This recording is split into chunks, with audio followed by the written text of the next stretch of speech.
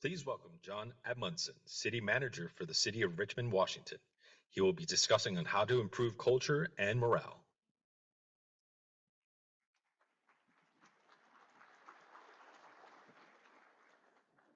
Good afternoon, everyone. It's been a great conference so far. In fact, I'm a little bit nervous. I feel like I'm on American Idol. And I can't sing, and that's the problem. Because typically, if you watch the first few episodes on American Idol, there's always those amazing singers, and they just nail it. And then there's that one guy who comes, and he's not self-aware, and he can't sing, and nobody knows how to tell him. So I don't know about the batting average here, but everyone's done excellent so far. I do want to give a special shout out to Lola, who presented earlier. We actually worked together at the City of Allen, Texas, several years ago. So seeing her made me feel real young, and that was fun. Today's presentation is titled Cultural Transformation Through Servant Leadership. I want to tell you a little bit about our organization, who we are, our journey, trip essentials. I want to use the analogy of a road trip. So we'll be talking about trip essentials, putting in the miles when you're on that road trip, enjoying the journey. And this is the part of the presentation where I get to share with you the photo album for from our road trip, and then planning that next road trip.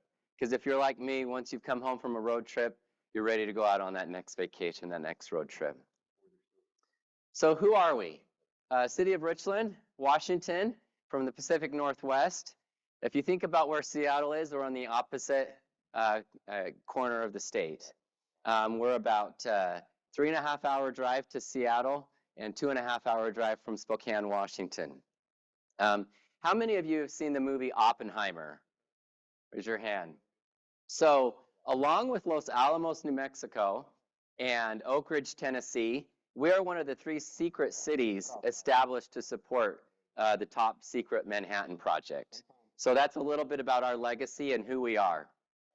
The Hanford, hearing some feedback here. Workers at the Hanford site constructed and operated the world's first nuclear production reactors that produce the plutonium used in the Trinity test and in the atomic bomb dropped on Nagasaki, Japan on August 9th, 1945.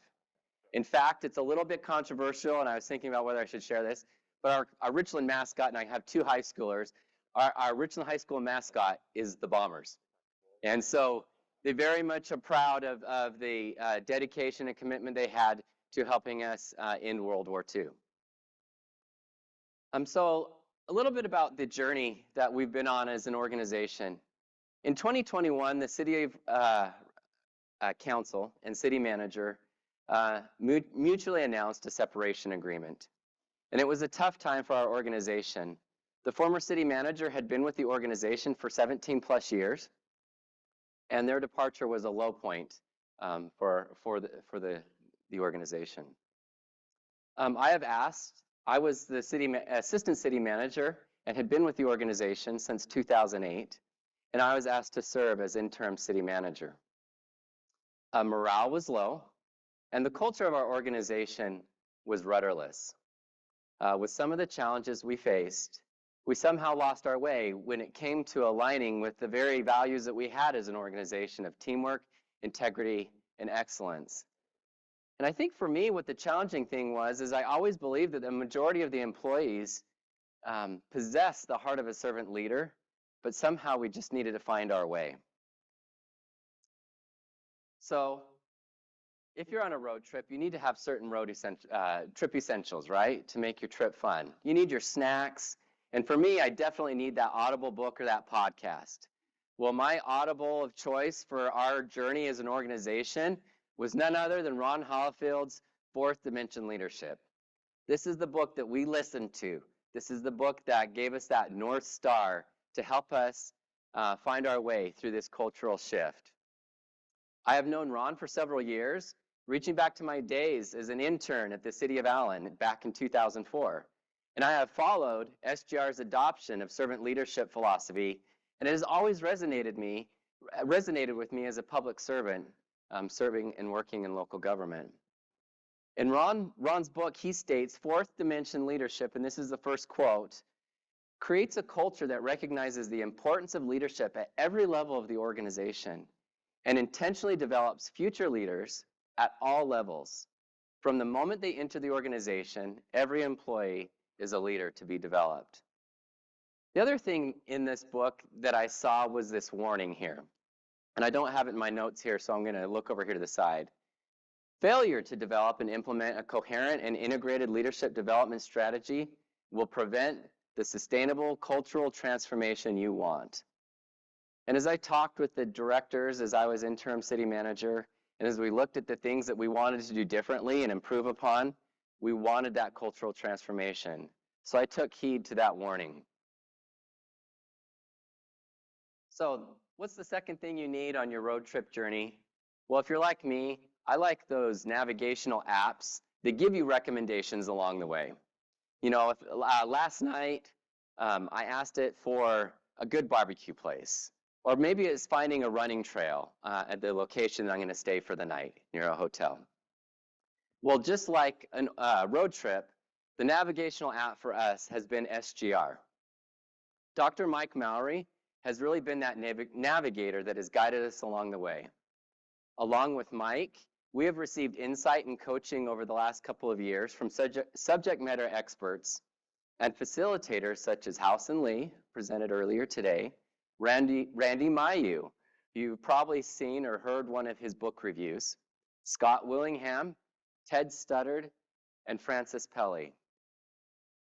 So I want to tell you a little bit about the miles we put in and the intentionality we had on developing a leadership program to help us change our culture.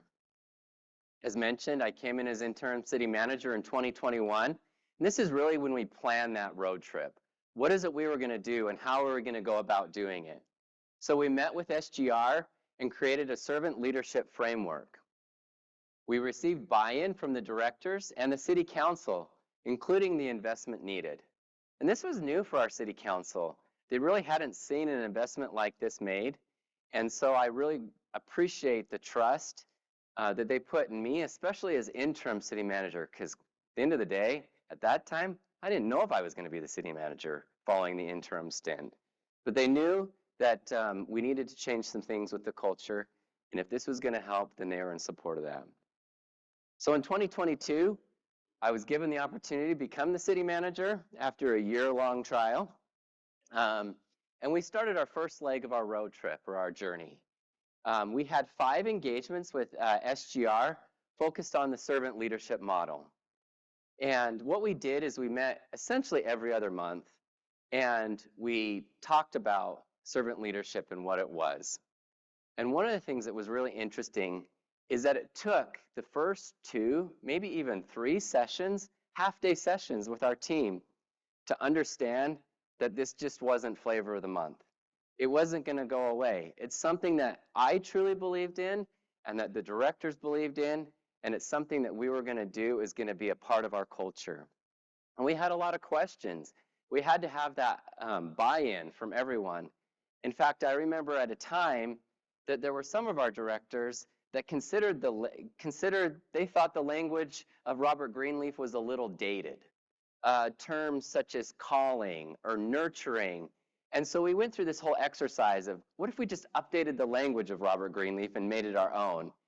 And so we went through that exercise, and then at the end of the day, we actually came back to just adopting the tenets and the attributes of servant leadership as they were. But I think it created that buy-in. And then recognizing that repetition is key. You know, you hear that, but I didn't really appreciate that saying until we went through this process. That if you're tired of hearing it yourself, you're actually just starting to make a dent within your organization. So in 2023, what did we do? We looked at what we accomplished in 2022 of establishing this foundation of this servant leadership. And we knew we wanted to take it to the next level. And so we created what we called an Impact Academy. And that was a cohort of 12 individuals, and they just are about to graduate in February of our first class. And so those individuals, we had a competitive process where they had to submit their names and apply to be in the program.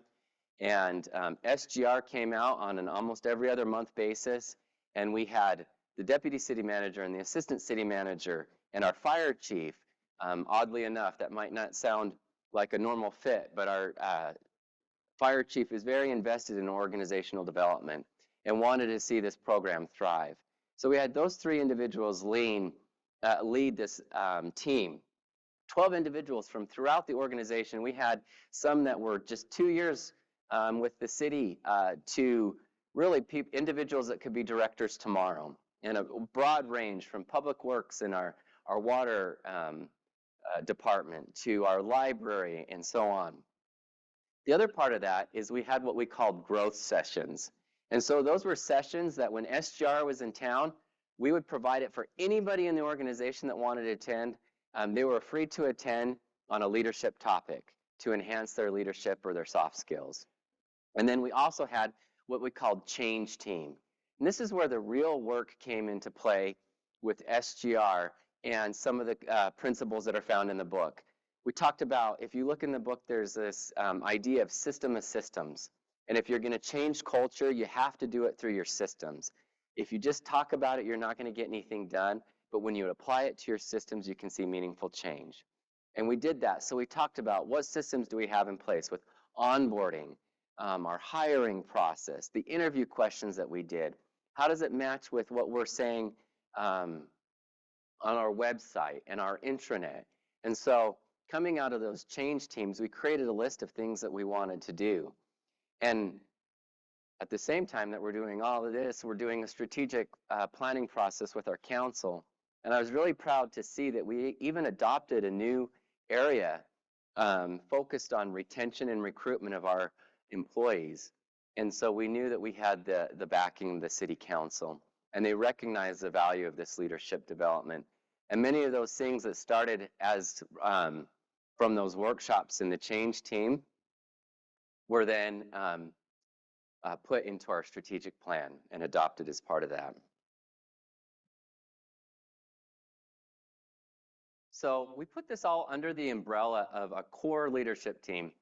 We use the acronym CORE a lot because City of Richland, and so we use the phrase CORE. So this is our City of Richland Leadership Program.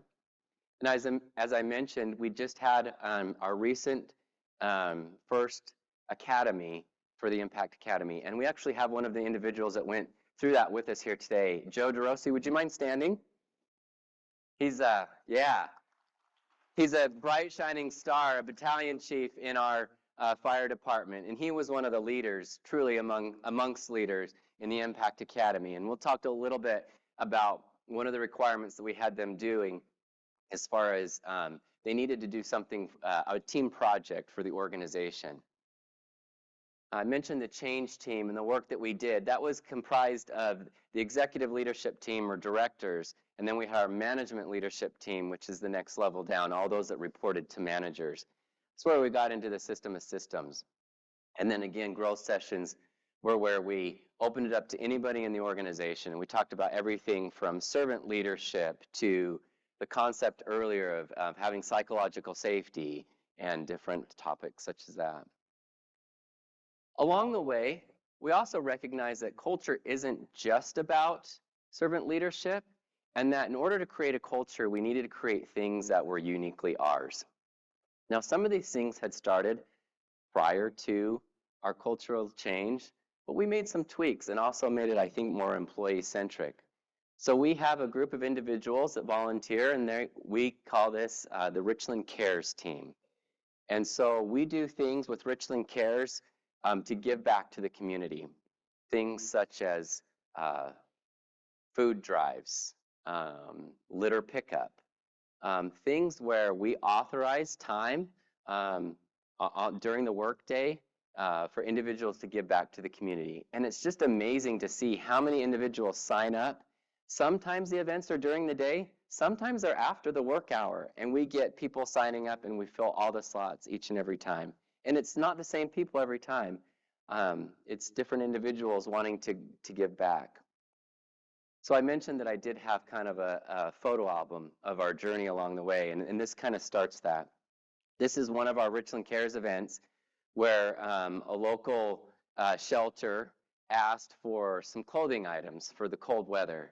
And so we're getting clothing and I believe some food items here for that shelter. And we had a tremendous response to that.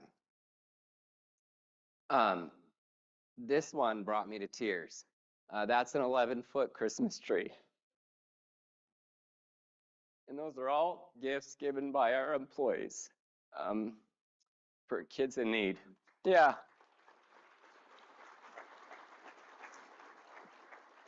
We had to stand on the second floor to take that picture. This is awesome. We do this at least twice a year. Gosh, I hate crying. My employees that are here with me today know that I can't do a presentation without crying, so it's just who I am.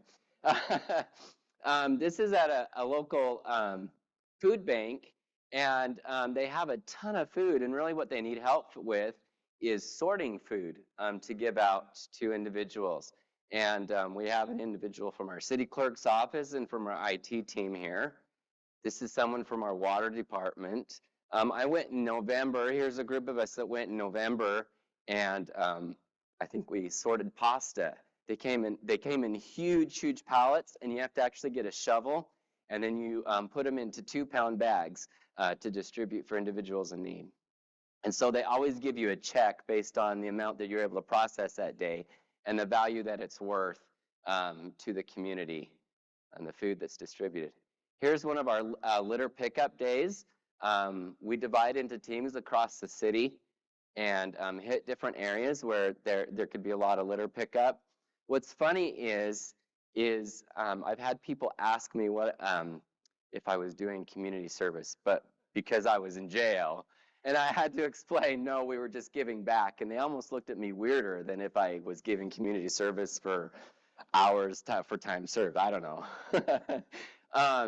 But we've got people here from our Energy Services Department, Public Works, Police, Fire, Risk Manager, Code Enforcement. And these individuals have a great time. And one of the coolest things that I've seen out of this is they might have not have ever worked with these individuals, but then when they get assigned to an area, they get to meet other people from the organization. We always do fun Christmas cards and videos for our social media. I'm sure several of you do the same thing, but it's just starting to create that culture, what it is to be an employee at the City of Richland, and we like to have fun. That's part of what our culture is. That's something they said we kind of lost for a number of years, and we needed to get that back. I mentioned earlier that we were going through a strategic planning process, and one of the things that I was deeply concerned about is I wanted to make sure that the individuals in the organization knew that they had a role and a part in the strategic plan, and that their work mattered, and it directly tied to the outputs and the initiatives that were in the strategic plan. And so we did 12 different breakfast engagements, and we called it Pancakes and Priorities. And so I actually got this big, huge Camp Chef griddle during COVID, and I'd never been able to use it. And so I think that was my real reason, is I wanted to make a lot of pancakes all at once. And I hauled this all over my truck for 2 months, and we went out to different departments, and we had Pancakes and Priorities, and had a great time, and had a lot of positive feedback from that. Another area that we've worked on is core wellness, and I really appreciate when people mentioned earlier today about the wellness of our employees, both mentally and physically. And so we've tried to make that a part of our culture. If anyone ever wants to sign up for one of the 5K events that are done locally in our area, we'll take care of your registration fee. This is a group of employees and some of their children that ran in the recent turkey trot. This is actually one where it was just for city employees, and we actually bought our own finish line, and it was so fun. What's not fun is storing this in the city manager's closet. It does not fold well. Some might refer to this as a death march because it was really hot that day, but this was actually on a Saturday, And if you look, there's about 40 individuals. And we just did a walk in one of our parks. And it was awesome to see how many individuals came out. At the time, I had an administrative assistant who was way into healthy snacks and all that. And so she had prepared little bags for everybody. They all got their bottle of water. And we had one of our Parks and Rec employees teach us about the shrub step and the environment, and went on this hike together. What's really another part of our culture that's really near and dear to my heart is part of our United Way campaign. We always have a kickball tournament. And on one hand, it's an opportunity to raise money for United Way, but to me, that's secondary, the opportunity for everybody to come out and have a fun time and enjoy each other's company. Our communications and marketing department, they always fly a drone up and take a picture of everyone that comes out. And so here's one of, I think it was this last year's event of kickball. This is how fun it can. This is how fun it can be. This is our public works director. 30 years with the organization, and this is how he came dressed to the kickball tournament. It was awesome. And by the way, we currently have a posting with SGR for a new public works director, and so if any of you have any leads on that, I'd really appreciate it. Closes on the 31st. All right. We have one of our winners here today. I think Randy Ost is in this picture as well as he's here today. This is the fire department. We have a trophy that travels with who wins the kickball tournament that year. And for a number of years, it was police, and so fire was really happy to see that they won it this year. Something else that we heard is that oftentimes leadership development can focus at the higher levels of the organization and doesn't get into I guess you could say, your frontline or your subject matter expert employees, those new to the organization. So one of the things that we took back from SGR, from DeSoto, Texas, I believe it is the idea of having an in-service day. And we started actually in 2023 and had our first in-service day. And then we also had one just, it was about a week or two ago, where we have all the sessions are done by employees, and the employees really get to choose what we talk about. And we really want it to be an opportunity, one, for individuals in the organization to be able to present and work on their presentation skills and to teach and share their subject matter expertise with others, and to have employees have the opportunity to learn from their coworkers. So this is a little probably hard to see, but these are all employees that presented this last time, except we had a keynote from outside the organization. But we had topics such as capital projects for 24. We had several on the health and wellness benefits that we offer, how to maximize your retirement benefits, IT projects that are occurring, the story of Richland, the history of Richland. You know, I mentioned earlier we have a rich history when it comes to who we are and how we got started as a city due to World War II. Exploring effective leadership models. That's one that our deputy fire chief, who's here today, he and an individual, he's now a police commander, Chris Mason in police, spoke about effective leadership models. So these are all things that really kind of work together to help create a servant leadership for us. And I mentioned that I was going to talk about the Impact Academy and the project that we worked on. And we really wanted to solidify and make sure that we didn't lose sight of all the work that had been done on creating that culture. And so we asked this team of 12 to develop a culture statement for the organization. Something that when they were asked by someone from another city or another agency, or if we're out recruiting for an individual, what is it like? What's the culture at the City of Richland? How could we explain that in an elevator speech? And they did an excellent job. What we do together to build culture, and they list a number of actions. How we demonstrate culture in our attitude, and how we behave to exemplify our culture and our behavior. Now, that's not to say that we don't have a lot of room to grow. and a lot of things that we need to continue to work on. I guess that's where the next road trip comes into play. Not everybody is 100% bought in. We recently read the feedback from our 2024 Huddle event. And how many of you remember when Jimmy Kimmel does the mean tweets on his show? Yeah, and a celebrity or singer, they get to read the mean tweets that someone's read about them. Well, I'm going to do a mean tweet for you today. One of the survey respondents said, "I like the tacos for lunch, but it sure seems like a waste of the day. John doesn't need to do all this to impress city council. He'll still get his big, huge raise with or without it."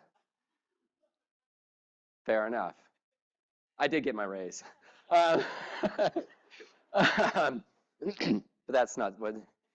But I think what's important here is to recognize, don't dwell on the negative, dwell on the positive. And there's a lot of amazing things that are happening, and we can focus on those individuals, and that's okay. We're not going to get 100% buy-in, but we really are making a cultural change and a difference. And I truly believe that the organization has bought into the servant leadership model. And it's because they truly do have the hearts of public servants. Going forward, we're going to continue with the core leadership program and everything that it has. We've been able to do. I want to explore the idea of the Gallup's Employee Engagement Survey and see what that can bring our organization. I'm sure that some of you have heard of that. We want to continue to invest in leadership and see how we can take what we've learned with this organizational culture statement. How can we make it a part of our hiring decisions, a part of our disciplinary decisions, and so forth? The last thing that I want to talk about is authentic leadership really quickly. The idea that you truly have to recognize what your strengths are. And one of the things that I've learned for me is self-deprecating humor and being vulnerable and being open to trying new ideas. I have a video here to share with you where communications and marketing told me that, John, after everything we've been through as an organization, we needed to show the organization that we can be fun. And so we had an employee breakfast where the theme was Hollywood. And so we created a couple different videos based off of popular movies. Has anyone seen Hugh Grant's Love Actually? Okay, so this is me, little self-deprecating humor, trying to replicate Hugh Grant.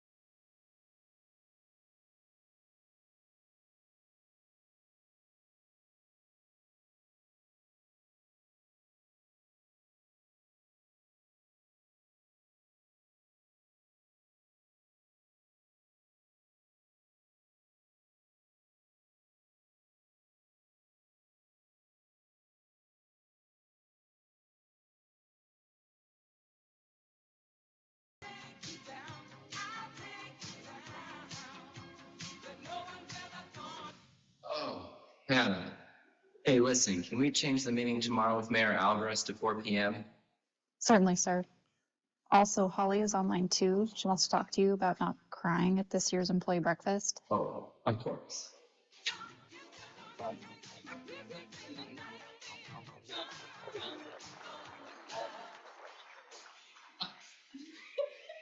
You need to have a smile on your face. Okay.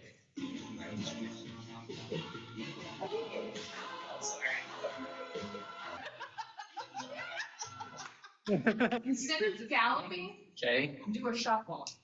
Yes. 100% yes. And that's a wrap on the video shoot. Is that what March is recording this? One more time, because you were kind of going like this. Just feel Okay. it. Okay.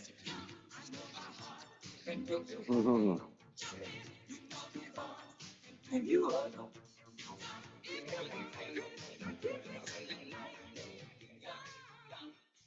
I hope you've learned something. Just to share with you, you know, it's been a great road trip we've been on as an organization, and truly I couldn't do it without the support of an amazing staff. We have some of them here today, and they are the rock of what we're trying to do. And cultural change can happen through servant leadership, and you can have fun doing it.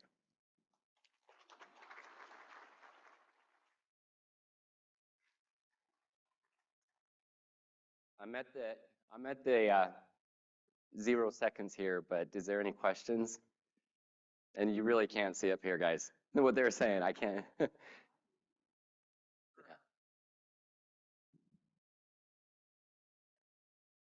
First of all, you got some rhythm, John. We need to dance together. We love to dance. That's with many takes. First of all, great presentation. I do have a question because we have like individual departments that shut down for like a full day to do staff development. And are you saying that the huddle day, is that the entire city shuts down to do the huddle? Yes. Because I love that concept. Yes. So ironically, we do not have Martin Luther King Day off, and most of the surrounding agencies around us do. And so we took that as an opportunity because people expected us to be closed. We use it as an in-service day, so we close services to the outside public. We rent the convention center, and everybody that can be there is expected to be there. There's no option to be at your desk working that day unless you have a critical position such as public safety. Okay, thank you. Mm-hmm.